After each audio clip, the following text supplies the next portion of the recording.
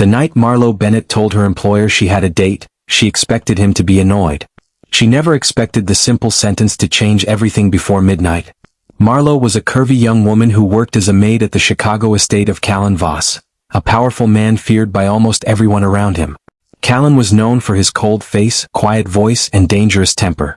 He rarely showed emotion even when his men made serious mistakes. That afternoon, Marlowe walked into Callan's private office carrying his coffee. But this time, she was not wearing her usual maid uniform. She wore a simple red dress that reached just below her knees. Her dark hair was neatly styled, and a small purse hung from her shoulder. Callan looked up from the papers on his desk. His eyes stopped on her. For several seconds he said nothing. Marlowe placed the coffee beside his hand. "Your coffee, Mr. Voss." Callan slowly looked from the coffee back to her. "You're dressed differently." "Yes." "Why?" Marlowe adjusted the strap of her purse. "I have plans tonight." Callan's expression became completely still. "What kind of plans?" "A date." The pen in Callan's hand stopped moving. For a moment the entire office seemed silent. Marlowe noticed his reaction but pretended not to. "I need to leave a little early," she said. "Is that okay?" Callan leaned back in his chair. "With who?" Marlowe smiled slightly. "Someone." "That wasn't my question." "It was the answer you're getting." Callan stared at her. Marlowe had worked in his house for almost 2 years. She had seen him angry, injured, exhausted, and surrounded by dangerous men. But she had never seen him look at her like this. Finally he picked up his coffee. "Go." Marlowe blinked. "Really? You said you have somewhere to be." She turned toward the door.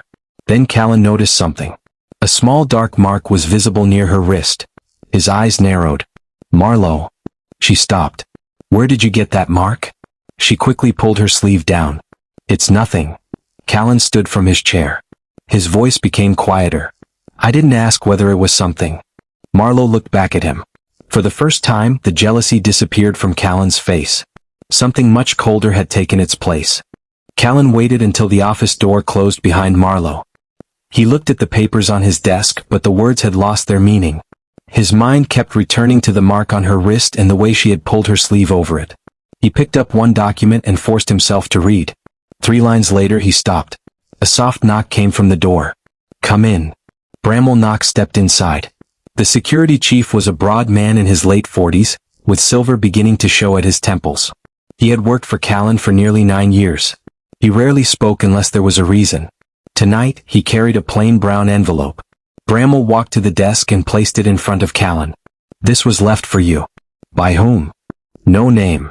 Callan looked at the envelope. "Where?" "Outside your office."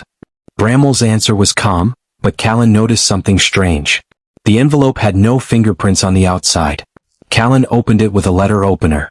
A photograph slid onto the desk. His eyes moved across the picture. Marlowe stood outside a small restaurant wearing the same red dress. Beside her was a man Callan had never seen before. The man was tall, dressed in a dark coat, and standing close enough to Marlowe to make Callan's jaw tighten. But that wasn't what caught his attention. The photograph had been taken from an upper floor. Callan turned it over. There was a handwritten sentence on the back. "If she goes tonight, you lose her forever." Bramwell remained silent. Callan read the sentence again. "When was this taken?" "Looks recent." "That wasn't my question." Bramwell glanced at the photograph. "Probably within the last hour." Callan slowly lifted his eyes. "Probably?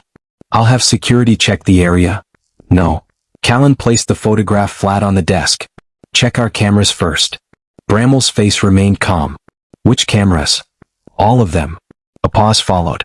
Callan picked up the photograph again. The angle bothered him. The restaurant was surrounded by buildings, but the photographer had been standing high above the street. There was only one possible position with that exact view. Callan reached for the phone. "Pull the exterior camera records from the east side of the property." Bramwell hesitated. "That's inside the estate." "I know." Bramwell looked at him. Callan's voice dropped. "That's why you're going to check it." Bramwell nodded and left. Callan remained behind the desk, staring at the photograph. The restaurant wasn't important. The stranger wasn't important. The message was. Someone knew Marlowe was leaving. Someone knew where she was going. And someone had taken the picture from inside his own property. Marlowe walked toward the staff entrance with her purse held close against her side. The hallway was quiet, except for the low sound of the security radio coming from the front desk. She noticed one of the guards watching her. His name was Elias Rook. He stood near the security station with his arms folded, pretending to study the monitors. When Marlowe passed, his eyes followed her. She kept walking. At the door she paused and looked back. Elias had already turned toward the screens. Marlowe stepped outside. The evening air was cool against her face. She crossed the courtyard and headed toward the underground garage. Her heels made small sounds against the concrete. Halfway there she stopped. Something felt wrong. Over the past few weeks, little things had been happening around the estate. A storage room door had been left open after she had locked it. The office key had disappeared from its usual place. Twice she had heard footsteps outside her room late at night. Each time she opened the door, the hallway was empty. She had kept quiet. Callan had strict rules about security. Something went missing, everyone was questioned. Marlowe didn't want to become another person on his list of problems. She reached the garage. The place was almost empty. A few black vehicles stood beneath the bright ceiling lights. Marlowe checked her phone. No message. She looked toward the entrance. Nothing. The man she was supposed to meet should have been there. She waited another minute. Then another. Still nothing. Marlowe's stomach tightened. She called the number she had been given. It rang once. Then the call ended. She tried again. This time the number was unavailable. She lowered the phone slowly. The date had never felt completely normal, but now it felt dangerous. She turned toward the elevator. A faint sound came from behind one of the parked cars. Marlowe stopped. Hello? No answer. She took one step backward. A shadow moved near the far wall. She reached for her phone again. Then she noticed something on the ground beside the nearest vehicle. A small piece of paper. Marlowe bent down and picked it up. There was only one line written on it. You should have stayed inside. Her fingers tightened around the paper. She looked toward the garage entrance. The security door was still open. But the guard who had been watching her upstairs was no longer there. Marlowe understood then. The missing date was not the real problem. Someone had wanted her to leave the house. And she had walked straight into the trap. Callan stood in the security room while the monitors showed every corner of the estate. The photograph was still in his hand. A technician enlarged the image and checked the angle again. The picture wasn't taken from outside, the technician said. It came from this side. He pointed toward a narrow corridor behind the main building. Callan's eyes narrowed. That corridor is for employees. Yes. Who has access? The technician brought up the list. Several names appeared on the screen. Bramwell Knox was near the top. Callan said nothing. He had trusted Bramwell for years. That was exactly why the name bothered him. Before he could ask another question, the office phone rang. Callan returned to his office and answered. No one spoke. Who is this? A man's voice finally came through. You should ask your maid why she knows Dorian Vale. Callan went still. The caller continued. She knows what happened 7 years ago. The line went dead. Callan stared at the phone. Dorian Vale.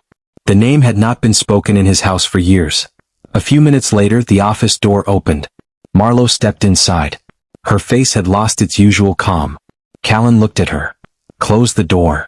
She did. Who called you? Marlowe's eyes moved toward the desk.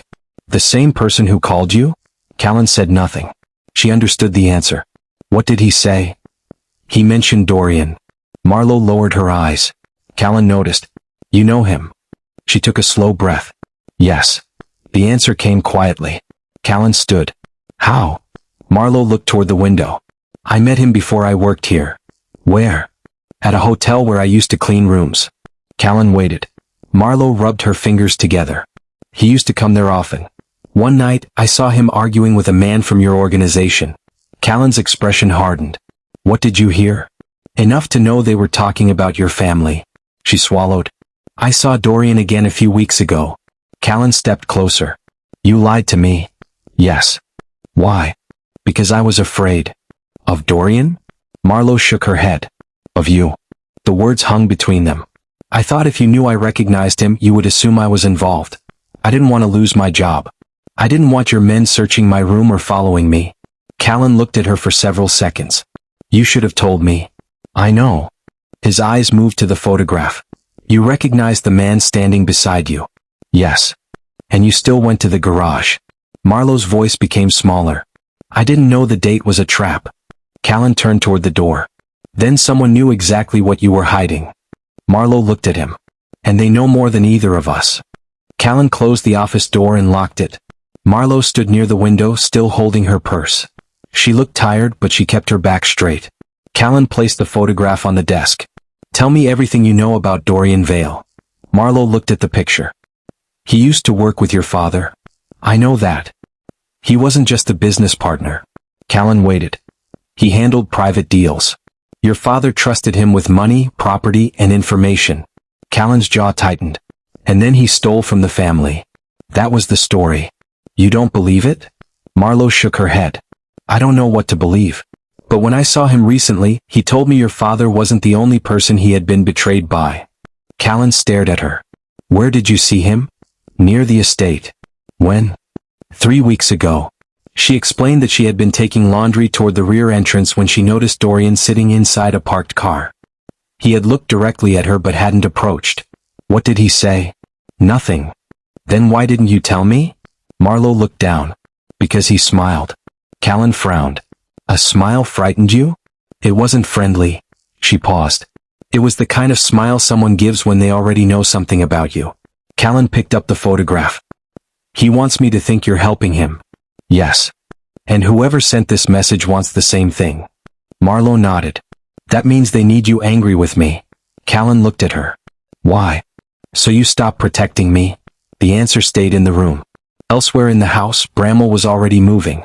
He called 2 senior men into the security office and placed a folder on the table. You didn't hear this from me, he said. Inside were copies of financial records and a list of private access codes. One man frowned. What's this? Evidence. Against who? Bramwell slid a photograph across the table. Marlowe. She has been meeting someone outside the property. The men exchanged looks. Dorian? Bramwell nodded. I believe she's been passing information. But Callan knows?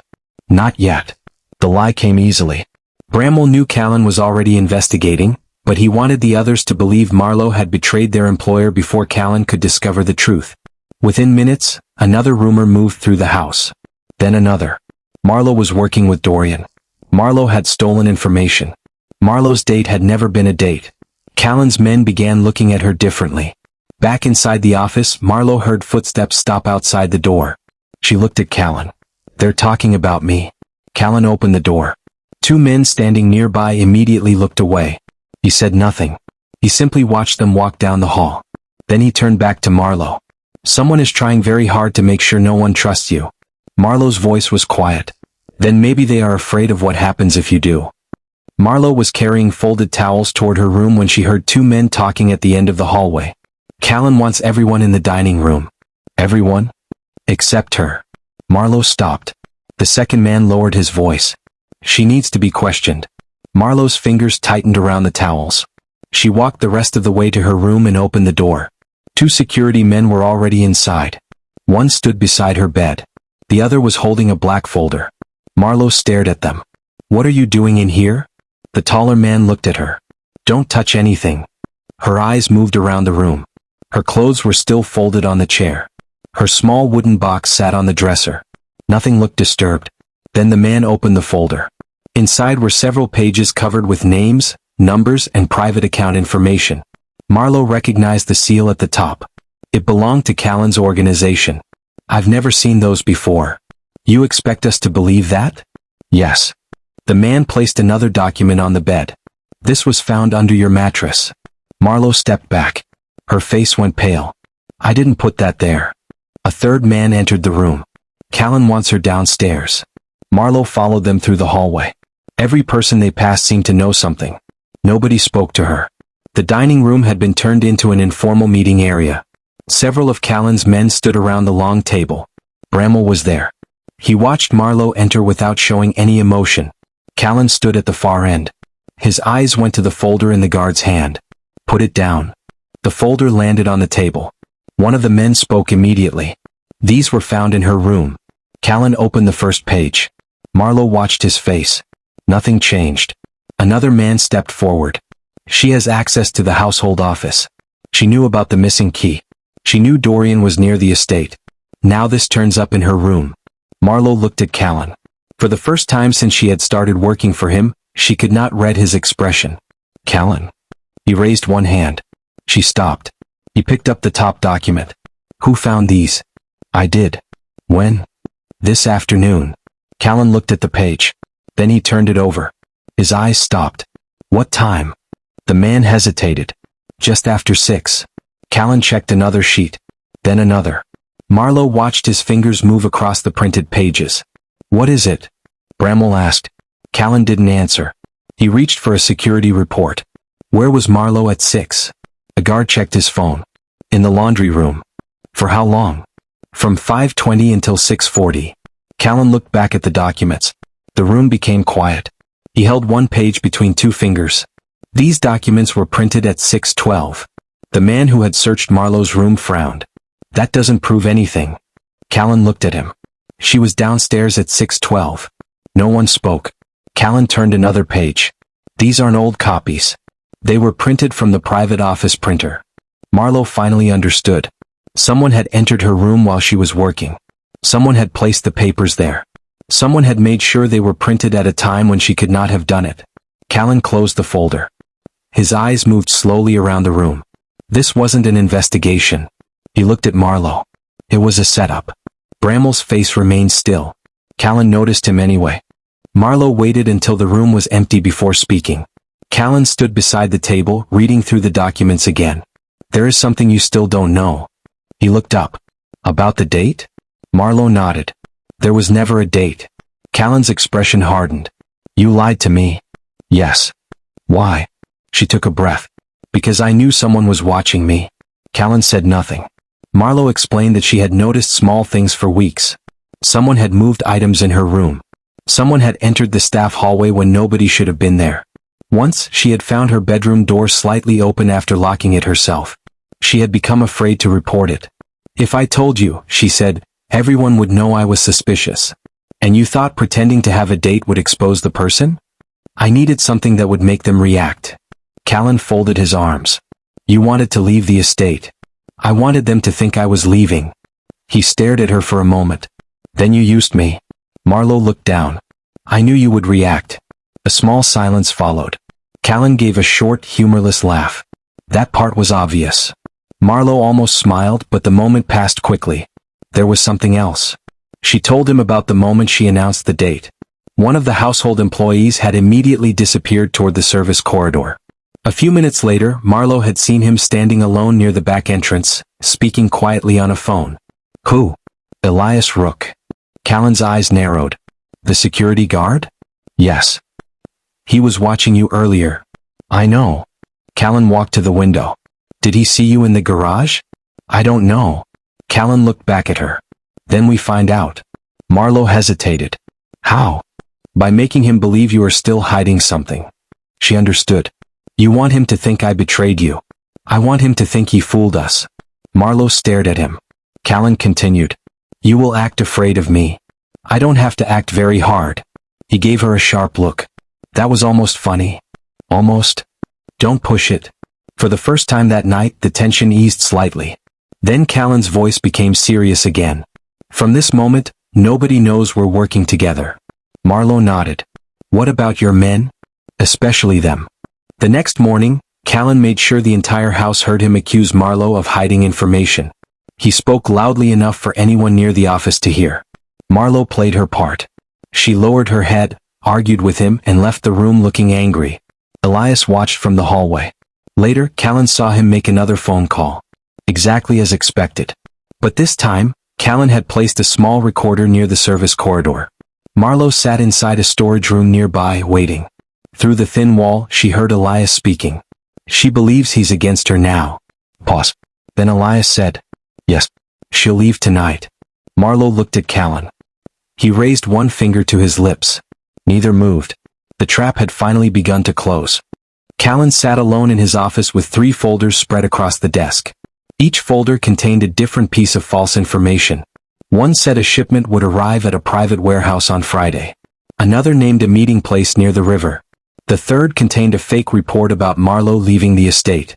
Only 3 people would see the information. Bramwell was one of them. Callan gave each man his instructions separately. He didn't explain why the details were different. Then he waited. Nothing happened that evening. The following afternoon, one of Callan's men rushed into the office. "We have a problem." Callan looked up. "Which one?" "The warehouse location." Callan leaned back. "Who knew about it?" "Bramwell." That single name was enough. Callan dismissed the man and closed the office door. He didn't confront Bramwell immediately. Instead, he checked the security records. Bramwell had entered the control room twice that morning.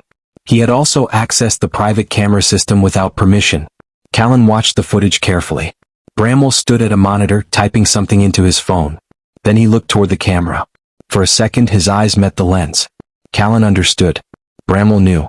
The betrayal wasn't new. It had been happening right under his nose. He called Bramwell to the office. The security chief entered calmly. "You wanted me?" Callan pointed to the chair. "Sit." Bramwell sat. Callan placed a printed report on the desk. The warehouse information was false. Bramwell looked at the paper. "I don't understand."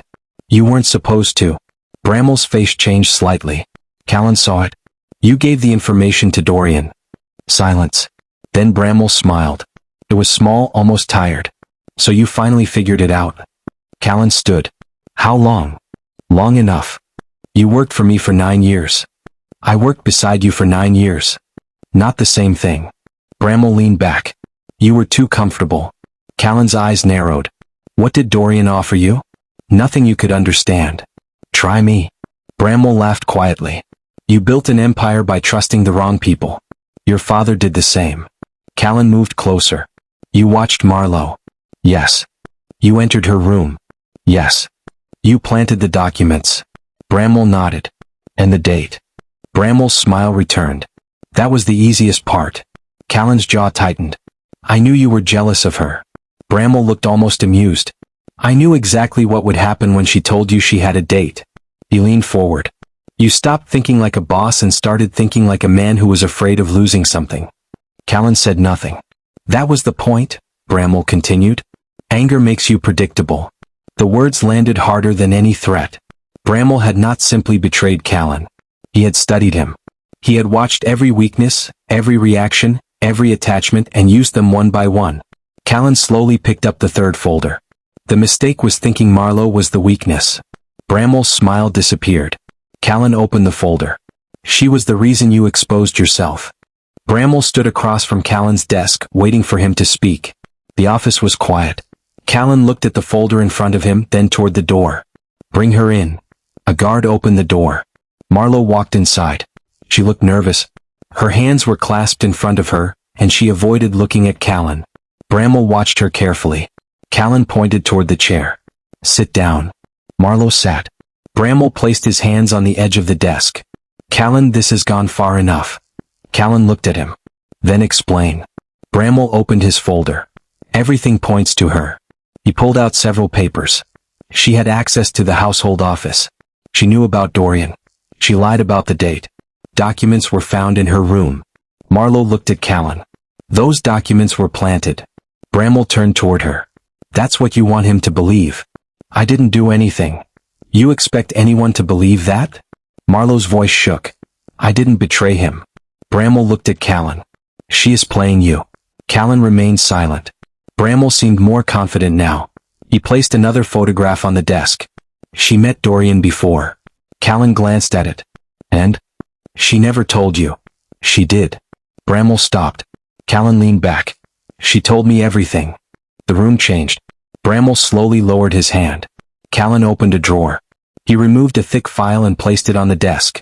"These are the original security records." Bramwell stared at them. Callan opened another file. "Phone records." Then another. "Camera logs." Finally, he placed the photograph from the envelope beside them. "You made one mistake." Bramwell's face hardened. "You assumed I found the evidence after you planted it." Callan tapped the papers. "I found out before you ever entered this office." Bramwell looked at Marlowe. She was no longer trembling. Her hands rested calmly in her lap. His eyes moved back to Callan. "You used her." "No." Callan looked at Marlowe. "She helped me." Bramwell's jaw tightened. Callan continued. "The false warehouse location came from me." He placed a page on the desk. "The meeting location came from me." Another page followed. "And the information about Marlowe leaving tonight came from her." Bramwell stared at the papers. "You're lying." Marlowe finally spoke. You called Dorian about every one of them. Bramwell looked at her. Her voice was steady now. You gave him information because you thought Callan trusted you more than he trusted me. Bramwell's expression changed. Callan opened a final folder. Inside were copies of the calls, security entries, and messages connected to Bramwell's movements. You walked into every trap we set. Bramwell pushed away from the desk. You think this proves everything? Callan stood. No. He moved around the desk and stopped in front of him. It proves enough. Bramwell looked toward the door. 2 guards were already standing there. For the first time, the confident man who had controlled the estate's security looked trapped. Callan picked up the red dress photograph. You wanted me angry. He tore it in half. You should have been more careful about what you made me notice. The estate felt different after Bramwell was gone. Marlowe noticed it as she walked through the quiet hallway with a small suitcase in her hand. The guards no longer watched her every step. Nobody whispered when she passed. The locked doors and constant footsteps had become part of her life, but now she wanted distance from all of it. She stopped outside Callan's office. The door was open. Callan stood near the window holding a piece of paper. You're leaving. It wasn't a question. Marlowe looked down at her suitcase. Yes. When? Tonight. Callan nodded slowly. He didn't move toward her. He didn't order the guards to stop her. Instead, he walked to the chair beside his desk and picked up the red dress she had worn on the night everything started. He placed it carefully over the back of the chair. Marlowe watched him.